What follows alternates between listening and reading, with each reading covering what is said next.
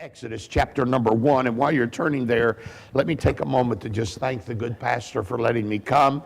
I love being around the Mitchell family, and I appreciate them from the depths of my heart. All these years we've known each other, coming up on 40 pretty soon, and I've always loved and respected this family.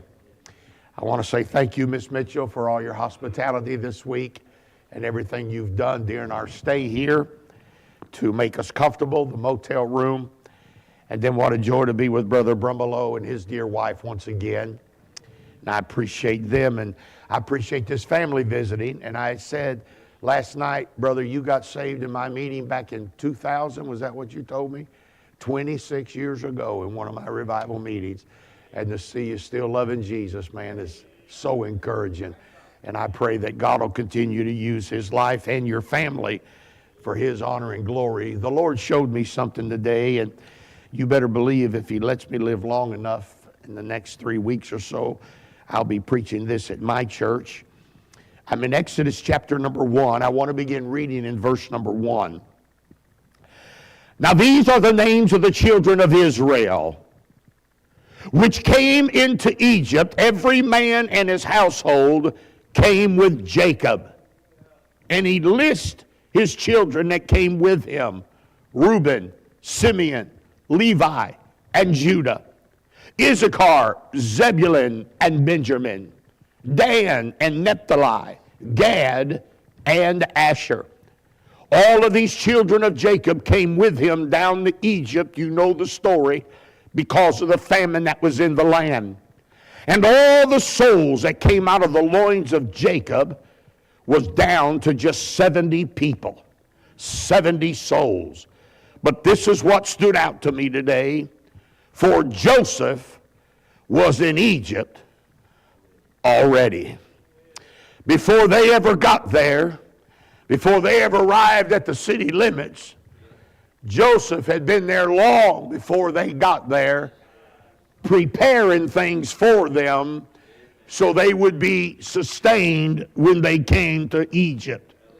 There's not a greater type of Jesus Christ in the Old Testament than this man named Joseph. There's no doubt that the life of Joseph in the Old Testament points to the life of Jesus Christ in the New Testament. We call it biblical typology. Several things about the life of Joseph that reminds me of Jesus. Number one, both of them came through the lineage of Abraham. You will find as the Lord's lineage is given in the book of Matthew, you'll see that it goes only back to Abraham, the spiritual side. If you see it in the book of Luke, being a physician, it goes all the way back to Adam, showing the physical side and lineage of Christ. But both of them came through the lineage of Abraham. They were both hated and despised by their brethren or their kinsmen relations. They were despised for saying that they were going to have dominion and be rulers over their people. Both of them were betrayed and sold to the enemy because they were rejected by their own. The Bible said that Jesus came to his own, and his own received him not. But to many that received him, to them gave he power to become the sons of God, even to them that believe on his name. But the thought stands out with me when I read these verses was, before Jacob's sons arrived in Egypt, the Bible was very clear. Joseph, being a type of Jesus, was already there. No matter where we're at or where we're headed, we have a consolation as a Christian that before we get there, Jesus has already been there. In the book of Exodus, I want to illustrate the title of my message tonight, through the life of Moses. I want to preach on Jesus was already there. I want to talk about the life of Moses in Exodus chapter number 1 and Exodus chapter number 2, reminding us that Jesus is always there.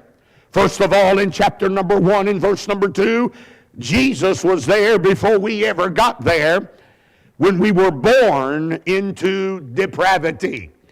Now, Brother Sam, I want you to notice that Moses is not born until Exodus chapter 2. But the Bible said Joseph was already there in Exodus chapter number 1. If you'll study the sons of Jacob, one of them was Levi. That was the lineage in which Moses had come through. So Moses inherited being in bondage because of the mistakes and the failure of his forefathers. Moses didn't come to depravity by choice. He inherited the bondage by nature. He was a Jew. And before he was ever born, Moses was in captivity and in bondage to sin and depravity. He was born that way into slavery and bondage through his own genealogy. When we find out that we're depraved away from God, we had no choice. We have no vote, nor do we have any options. We were sinners by nature as well as sinners by choice. But before Moses was ever born in Egypt, before he ever took his first breath, before he was ever named, or before he ever nursed his mother the first time, Jesus was already in the land of Egypt. Through all of his mistakes and all of his trials and all of his shortcomings and all of Moses' messes, Jesus was there with a plan and a purpose for his life. God had ordained his life, though Moses never understood it till he was over 40 years of age. But when God got a hold of Moses and he looked back over his life, he could see that there was a sovereign design and an umbrella of protection that had been placed over his life from the moment he was born till God appeared to him on the backside of the desert. I don't know about you, but I didn't know anything about God when I got saved. And I was so dumb that sometimes when I should have died, I would boast to my friends on how lucky I was. I remember overdosing twice by accident, both times, and laying in the bed. And I remember right before I went unconscious, my body broke out in a cold sweat, filled those sheets in that bed in just a moment of time. And I was going into a coma, and I knew that I had overdosed. And I was laying there and started convulsing and shaking. And I shook so hard that the headboard on that little bed started beating up against the wall. It was about 3 o'clock in the morning, and my mama got up and said, "That's my baby beating on the door. He's so drunk he can't even get in the door." And Mom got up, Brother Ray, and looked at the front door and looked at the back and said, "I must have been dreaming." There I lay just a few feet away from her behind a closed door, just a breath from death. She went back to bed. It wasn't long till my headboard was shaking. I was unconscious at this time. And my mother heard it again, and she got up and opened the door and found me laying there in a coma. I remember waking up the next day in the hospital and the dark form of a doctor leaning over the bed. And I'll never forget, Brother Freddie, he said to me 5 minutes later, "If you'd have come to this emergency room today, son, I'd have be putting the tag on your toe and you'd be in the morgue this morning." And I was so dumb. I was so blinded by my sin that I went home and told everybody how lucky I was, how it was just good fortune that things came my way. I remember getting shot with a shotgun, and if that buckshot would have went a little more to the left, it would have penetrated my heart. I remember getting stabbed and my guts hanging out of my body, and I almost bled to death and died in a bank of snow. And I was so dumb. I had no idea what God was doing with me. And I thought, boy, I'm a lucky boy to live through all of this. But after I got born again, I was laying in bed one night and the Holy Ghost began to turn back the pages of time in my life and said, "I'd just like to remind you, son, when your mama found you, luck had nothing to do with it.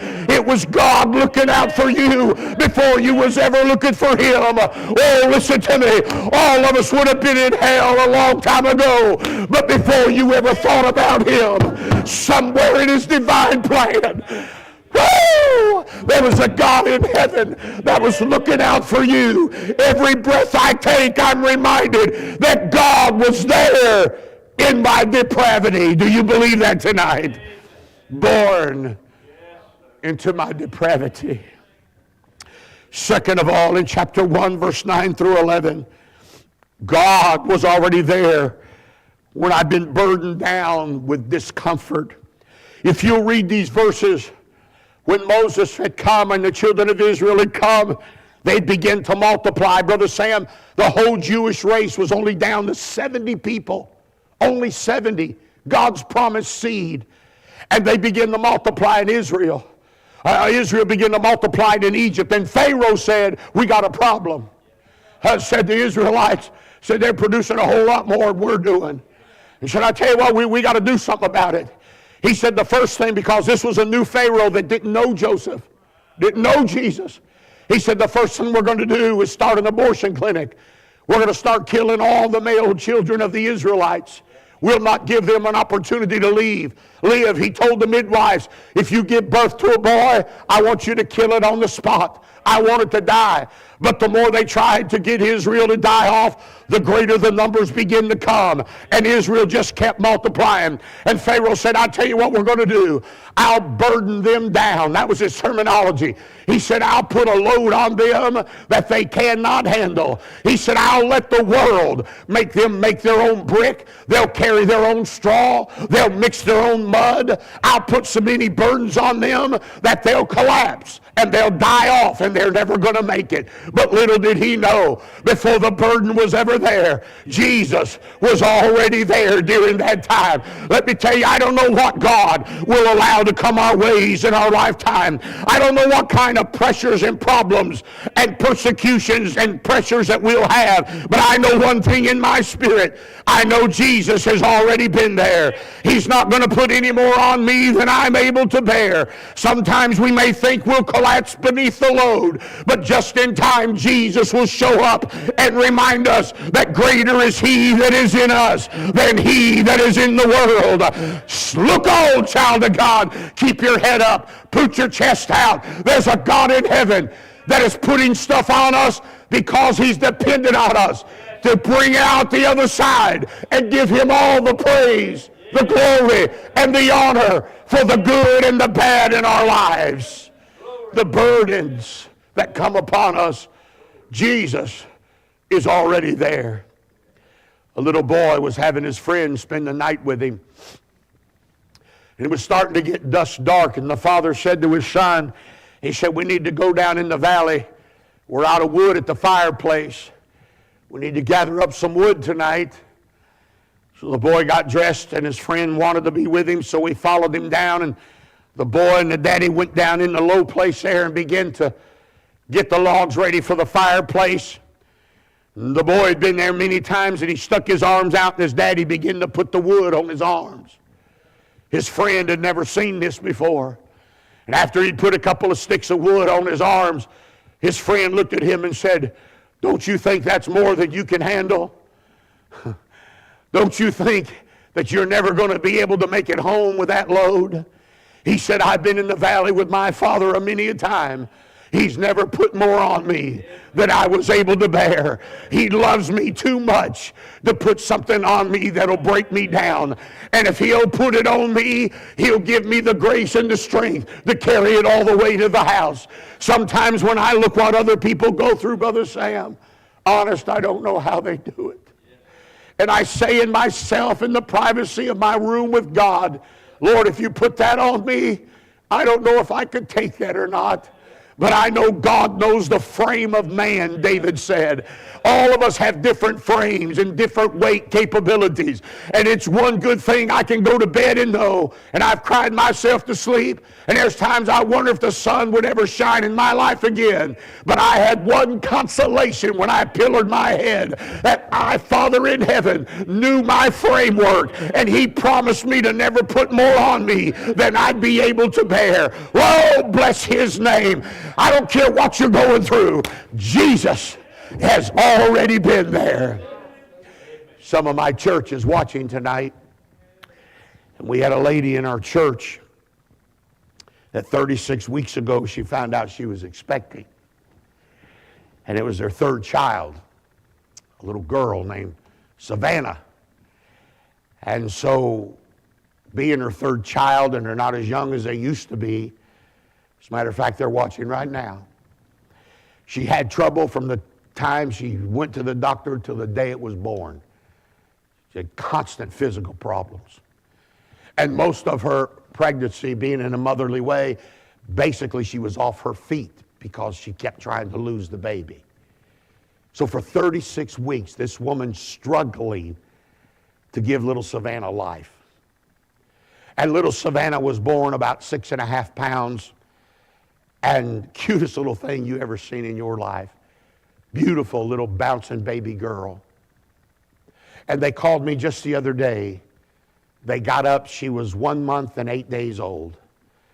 And they got out of bed to go to her crib to pick her up to feed her. And she was stiff and cold and blue.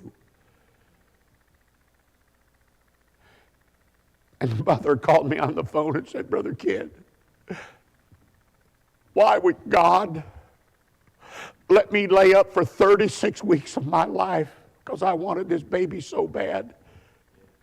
Why would God, 1 month and 8 days later, take my little girl from me? I don't understand why God would put this on me, Brother Kid. We would have loved her and been good to her. We're good parents, Brother Kid. Why did this happen to me? I remember going to the funeral home and that little baby laying there in that white casket. Oh, Brother Sam. The mother was still so weak from all of the trauma of birth. She's sitting on a chair beside the casket, and I walked up to that precious mama, and she said, why, oh, why, oh, why, Brother Kid? And I said, honey, there's some things about life and God I don't know the answer to. And I don't know if I ever will.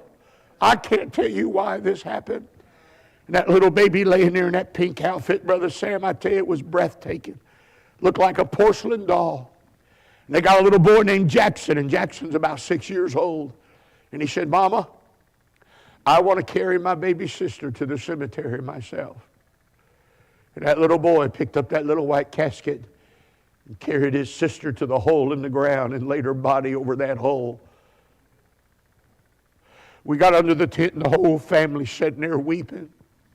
The mom and daddy's leaning on each other. I could see the confusion. I could see the questions. I could see all the trauma, all the drama and the trauma that goes along with not having answers. I could see, Brother Sam, their minds were just spinning, and they just couldn't get a hold of life and how it was going to be. And they called me last Saturday night, and said, Preacher, I want you to pray for us. We feel like we need to be back in church. That's where we belong. Our hearts are broke. We can't eat. We can't sleep. But we believe we belong back in church. And they walked in Sunday morning with bloodshot eyes where they'd cried all night. Stopped by the cemetery on the way to church. Viewed the freshly dug grave of that little baby. And they came inside the church, and Kimberly came up to me and she said, Preacher, said the devil's trying to get me down with this. But she said, I'm coming to church because I want the low-down devil to know one thing. God's got my baby till I get there. And one of these days when I cross over and walk inside that gate, that little girl's going to come running up to me and hug me, and I'm going to be that little girl's mama forever and forever. She said, I'm not mad, I'm not bitter, I'm not quitting. She hit that altar crying and got up and was thanking God for his power and his grace. You say, Preacher, how does that happen? I don't know. All I can tell you is when the bottom falls out, Jesus is already there. He's already there when you're burdened with discomfort. Number 3, he's already there when you're on the brink of desperation. The story amazes me. This is when Moses was born. You remember the Bible said that his mother hid him for 3 months. And the Bible said that the mother said she could already tell he was a goodly child. It don't take long to find out if you're raising a hellion or a good kid. I can tell you that right now. Matter of fact, I can about prophesy, brother. I'm about prophesy now. You show me a kid, I'm about to tell you if it's got horns or a halo when it's born. And his mother hid him for 3 months. And I didn't know this, Brother Sam, but when the midwives were delivering the male children, the Israelites, do you know how Pharaoh was killing them? He was throwing them in the Nile River. He was letting the alligators eat those male children that were born. That's how vile he was. Moses' mother hid him for 3 months and realized she couldn't hide him anymore. And the Bible said that they made him a little ark. This is amazing to me. Whew. And mama makes that little boy, could you imagine putting your 3-month-old baby in a little ark on the Nile River? And the Bible said that his sister took it down to the brink of the river. She'd gone as far as she could go. She couldn't take it any further. She's on the brink of desperation. And the Bible said she let it go in the flags or the greenery that was growing out of the water. Desperate. I can't hide it anymore. I'm on the brink of disaster. I've gone as far as I can go. And if God don't show up, I don't know what I'm going to do. And Brother Sam, I was studying this today. Dear God, in the morning, help me to preach. The largest crocodiles in Africa were at the Nile River. It was filled with frogs and turtles and tortoises and hippopotamuses and wild beasts and snakes and storks and baboons. And Moses' chance of living one day on the Nile River was 1 in a billion to live one day. But in spite of all the dangers, Moses was protected because Jesus was already there. I was looking this up today, Brother Sam. I tell you, I had a fit. Did you know the Nile River is 4,160 miles long? 1,460 miles. And a little girl that had come to the brink of despair, gone as far as she could go, let go a little ark in a river that's 1,460 miles long. And out of over a 4,100-mile river, here comes Pharaoh's daughter and steps in right on the other side where they had let Moses go. And I believe an angel came down and pinched Moses because the Bible said she heard him cry. Can you imagine God in his sovereign plan, Brother Sam, putting a little baby in a Nile River, all the alligators, all the crocodiles, all the beasts, all the wild animals, and then here comes Pharaoh's daughter, pulls that baby out of the water, takes it back home, said, we got to find somebody to give this baby nurse. Can you believe out of all the people in Egypt, they knocked on Moses' mother's door and said, would you mind nursing this baby? She not only got him back again, but she had full welfare benefits from Egypt, and they paid for everything to raise her son. You know what I'm trying to tell you? When you're on the brink of nothing, and there's nothing left, and the odds are against you, just remember, Jesus will always be there on the brink of desperation. Here's the one I want to close with. And the older I get, the more precious this is to me. Jesus is already there when you face the border of death. In Deuteronomy chapter 34, God takes Moses on top of Mount Nebo in the land of Moab, lets him look over the Jordan River into the promised land. And they had such a relationship, Brother Sam. The Bible said Moses died on top of that hill. Now think about this. And the Bible says God performed his funeral. God buried Moses. And to this day, the sepulcher of Moses has never been found. But I tell you, death ain't bad, because Jesus is already there when you get to the top of the hill. Moses left here in the glory and in the power and in the presence of God. David said in 1 Samuel chapter 20 and verse 3, there's only one step between me and death. I remember, Brother Mitchell, I think about it every time I come here, our mother's dying. I was with your mother when she died up here at the hospital.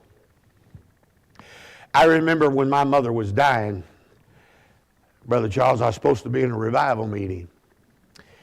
And the doctor told me, said, it's just, I can't do anything else.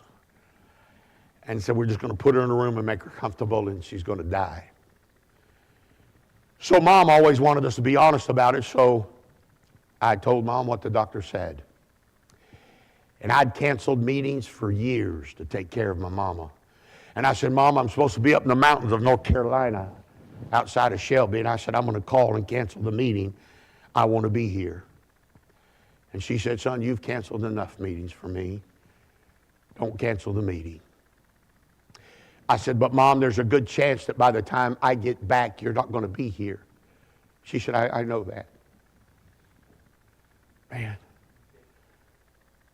hardest day of your life will be the day you bury your mama. And I said, I pulled the chair up by the bed and I said, Mom, I don't know if I could preach knowing that, I don't know if I could do this. And she said, tell what I want you to do. I want you to pray with me. And I want you to sing a song, a verse of a song, and hold my hand. And when you get done singing the verse, I want you to go preach. And I grabbed her hand and she said, I want you to sing that song with me, Where We'll Never Grow Old. There's a land that is fair than day, and by faith we can see it afar. And my Father waits over the way. 'Tis a land where we'll never grow old. Never grow old, no, never grow old. There's a land where we'll never grow old. When I got done singing, tears were running down both sides of Mama's face. The next time I saw my mama was in an embalming room. I put her makeup on and dressed her and put her in the casket. Brother Sam, you came to the funeral. And I can't tell you how many nights I've cried myself to sleep because I was Mama's boy. I can't tell you the nights that I wished I could hug her. She always had a warm hand. Her hands were warm. And when I was 4 years old, I was dying of asthma in the hospital. Literally, they'd done everything, and I was suffocating to death. And I remember I was under a plastic tent, and the water was dripping down on my body, and I was dying. And the doctor said to my mama, I've done all I can do. He's suffocating. I can't get it. I just can't get him to work. And this is what I said through that plastic tent. If you'll put me in my mama's lap, I'll be all right. If you'll let my mama put her warm hand on the back of my neck. But oh, that day in that embalming room, Brother Sam, when I grabbed her hand to put the makeup on, it was so cold, so stiff, so dead. And I took her out and I laid her beneath a sod and packed my suitcase and took off to my next meeting. But I want to tell you, Brother Freddie, I'm not letting the devil beat me to death with this, because I know Mama's safe at home with Jesus. She wouldn't come back if she could. And if you think I get excited down here, bless God, you better stay away from me when I walk inside the gate and Mama lifts her hands in that glorified body. She won't be sick anymore. We're headed to a land where there's no cancer, there's no emphysema, there's no Alzheimer's, nobody's got dementia, nobody's got kidney failure, there's no walkers or canes or crutches, there's no funeral homes, there's no hospitals, there's no security guards, there's no fences, and there never comes a night, because He's the light of that city. I'm glad, thank God, even when it comes time to die, Jesus has already been there. I want to close with this. The Bible said in 1 Corinthians chapter 13, and I'm done, for now we see through a glass darkly, but then face to face. I heard this illustration, Brother Ray, and I'll be done. I was reading this book years ago about a little girl that was raised on the poor side of the tracks. Their family was very poor. Matter of fact, her dress was a potato sack. She ran around in them old dirt roads barefooted as a goat, stringy hair. She's only about 7 years old and came from one of the poorest families on what we would call the other side of the tracks. But she'd get up every once in a while and she'd cross over the tracks and go into what they called the main street of that little old town she lived in. And one of the little storefronts there was a doll shop. Had nothing but baby dolls, porcelain dolls. Where her family was so poor, she knew she'd never own a doll. So what she would do, Brother Sam, is she would go over there and get in front of that big picture window of them dolls, and she'd put her nose up against that window, and she'd dream about what it would be like to be on the other side of that glass. What it would be like to touch the other side of that glass. And she would look at that and fantasize about it and then turn around and run back home because she knew she would never be on the other side of that glass. She didn't know it. But on the other side of the road, up above one of the storefronts, was an attorney's office. And day after day, he watched that little stringy-haired girl come and put her nose up against that window and dream about being on the other side of the glass. So he got burdened, Brother Sam, and he went down and decided he was going to buy her one of them porcelain dolls. She so touched him. He went down, and there she was with her nose up against the glass, and he said, honey, I want to do something. And when he touched her shoulder, it so startled her that she turned and she ran out into the road, and somebody hit her. And there she laid lifeless in the middle of that dirt road. And the attorney couldn't believe something that was going to be so beautiful had turned out so bad. They picked her up and they took her to the little county hospital. And of course, the attorney met the family there and told them everything. He said, I'm so sorry. I was just going to do something special for her. And the doctor came in and said, I'll be honest with you, the impact and everything of the crash, I don't know if she's ever going to wake up. She's in a coma, and she may die in one. Everybody just fell all to pieces. That attorney went home. He couldn't sleep. He couldn't eat. He said, what am I going to do if that little girl dies? It's my fault. You know what he did, Brother Sam? He went down to that little doll store and bought that whole picture window. Every doll that was in that picture window, he bought them. And he told the store, I want you to set it up at the foot of her bed, just exactly like it was in the front of this store. I want every lift, I want every angle, I want every doll, every dress, just like that storefront. I want you to set it up. Because if she does wake up, I want her to know that I'm sorry and she can have it all. She lay there for days. Daddy would slide his arms under her, and she would lay there lifeless. After several days went by, the daddy got up and he just wanted to touch her and caress her, and he put his arm under her, and when he did, she began to cough. He couldn't believe it. She's coughing. And he said it was just a few minutes later, her face started twitching, and she opened up her blurry eyes and said, Daddy? Daddy? And he said, yes, honey, you're safe in the arms of your father. He said, I want to show you something.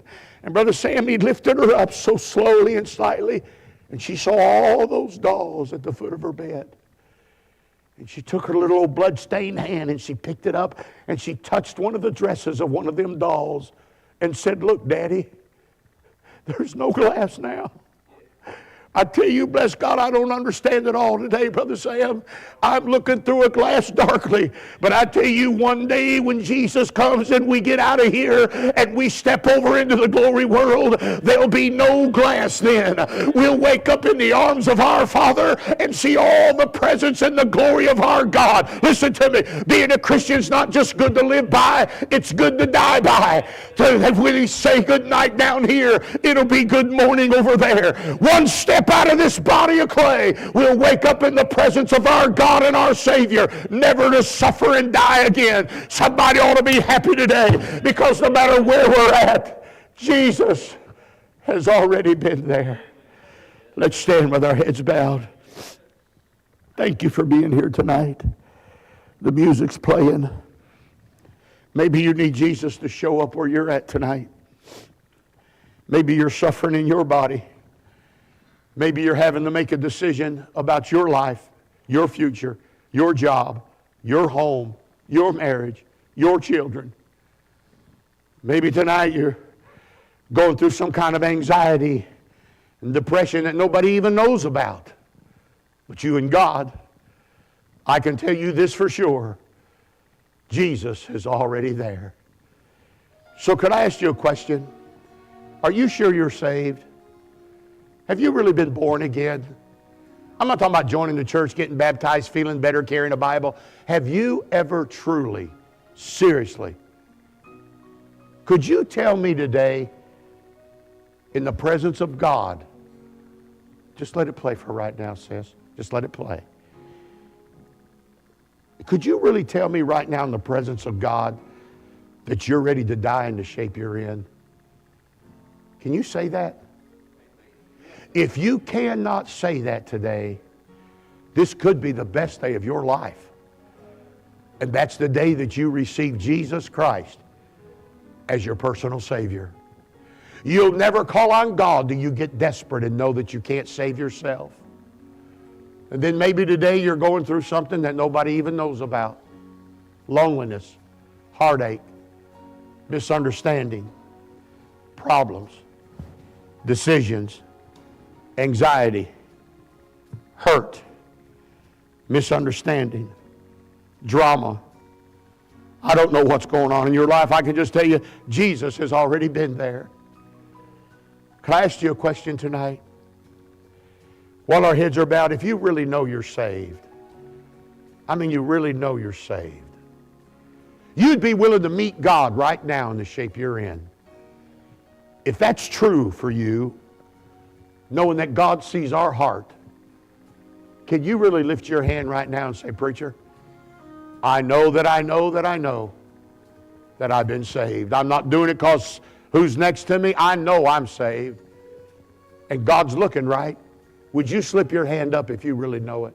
Preacher, I know I'm saved. I know I'm saved. Thank you. What a beautiful sight, ladies and gentlemen.